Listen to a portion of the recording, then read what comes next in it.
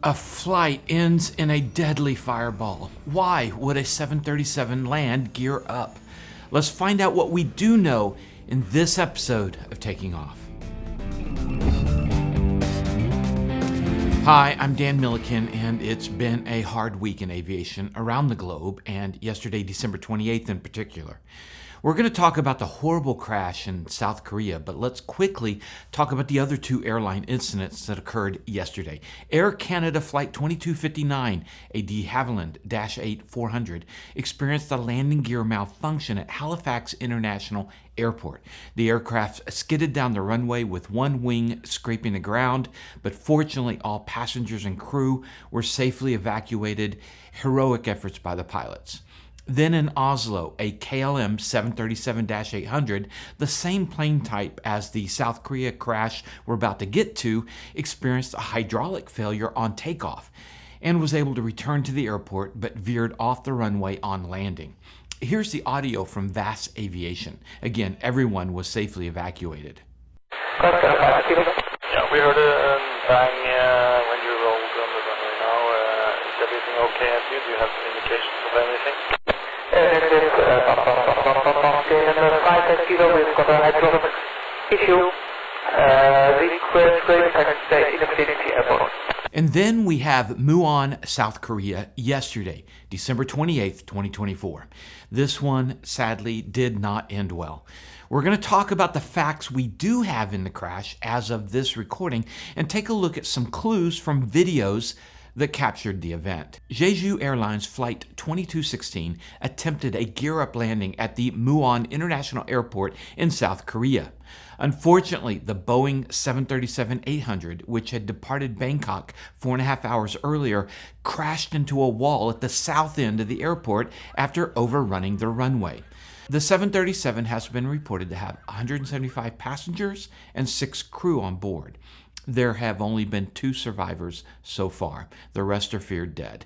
The 2 survivors are being reported as crew members, possibly flight attendants in the rear of the airplane. Rescuers are still searching for the remaining passengers and crew members. The black box has been reported found, and that with the flight data recorder and the cockpit voice recorder should answer a whole lot of questions. The weather at the time of the accident was 43 degrees Fahrenheit with a dew point of 28 degrees. The wind was light, only 3 knots from the southwest, with clear skies and good visibility. Muan International Airport is located near the southwesternmost tip of South Korea and only has a single runway. From the footage, it appears the aircraft attempted to land runway 01, but performed a go-around and did a turn back and then attempted the gear-up landing on runway 19, which is 9,186 feet in length. All flights in and out of Muan International have been canceled. The Boeing 737-800 is a popular single-aisle twin-engine jet designed for short to medium-haul flights.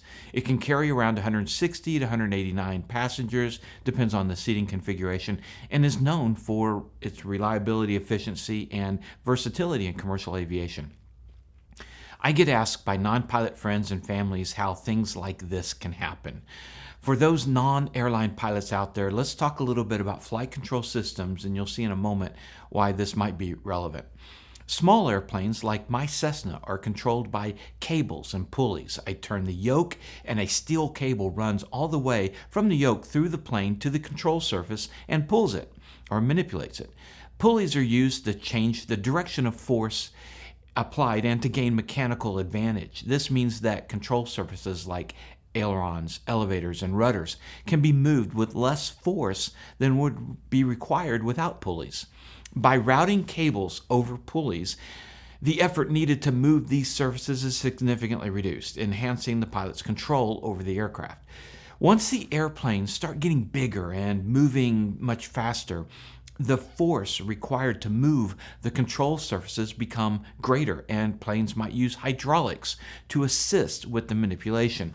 And this is the flight control system used in most Boeing aircraft, including this 737-800 that crashed in South Korea. For airliners, the other method of manipulating controls is called fly-by-wire, and it replaces the mechanical flight controls, the cable and pulleys, with an electronic interface.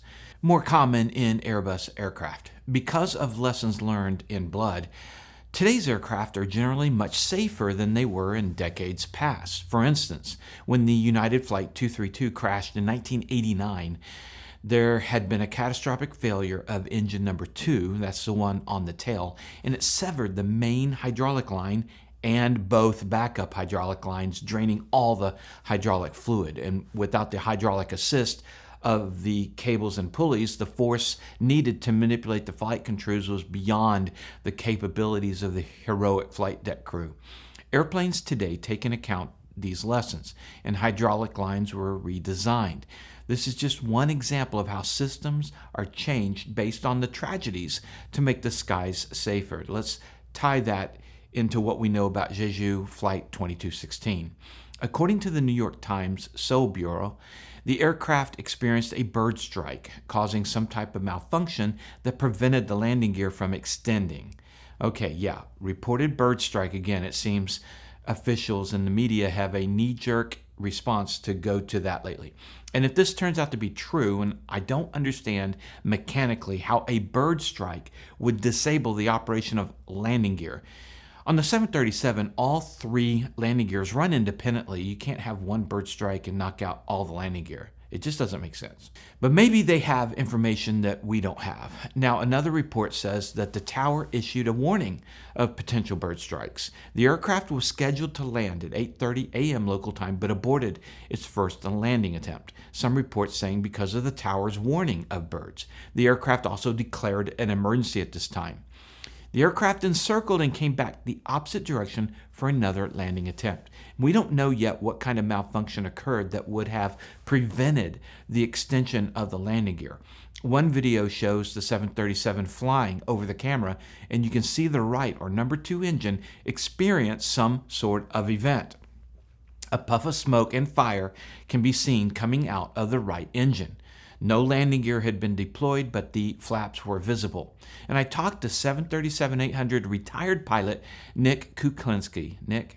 Well, in the event of an emergency, like something like this and an engine out, procedurally, there are steps that we follow that ultimately will secure that particular engine and then procedurally notify ATC as we come back around, and not to run in urgency any checklist, but just appropriately identify the appropriate checklist, which is critical to make sure that you're not chasing a rabbit down the wrong hole, and that if you have a strategic, in this case, it would be an engine fire failure. If you ingested birds, I would assume that possibly that caused the fire. It certainly caused the engine to be catastrophically jeopardized, engine vibration.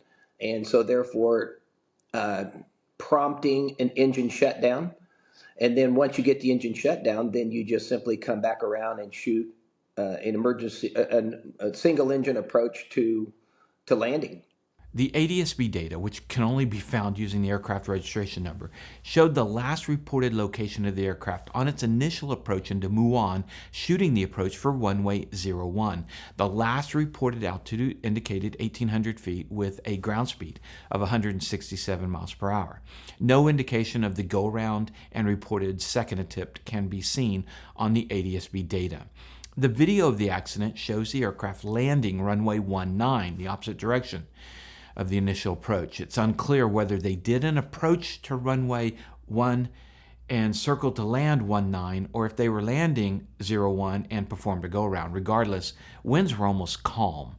In talking to Nick and another current 737-800 pilot, a bird strike most likely wouldn't take out the engine. I think, a bird completely taking out an engine is very unlikely. They're designed to accept a tremendous amount of abuse. So I really don't think, based on what that video is showing, that they even shut the engine down or that the engine shut itself down. I think the engine was still possibly running. So if they had a compressor stall warning on engine 2, the pilot flying would continue to fly the plane while the pilot monitoring would begin the appropriate checklist. Even if engine number 2 was out, the FAA requires all airliners to be able to climb at max weight with one engine. And being at the end of their trip, they would not have been at max weight, having burned through a lot of fuel. The procedure then would have been to run the checklist, which might take, say, 5 minutes, while the pilot flying continues to aviate. It's the most important thing to be doing. But with the ADS-B data on the flight ending with that first approach, it indicates that they're possibly too low for the data to be picked up. And certainly they didn't climb, circle to work the problem for 5 or 10 minutes. They did a turn back and attempted to land the opposite direction with no gear down. In what world would it make sense in this for these guys to land gear up? I can't think of any. There's really no reason that I can think of. The only scenario I could think of is if they lowered the landing gear and say 2 of the landing gear were down and 1 was indicating not down, they may elect to land gear up for just continuity and having a smooth surface to land on.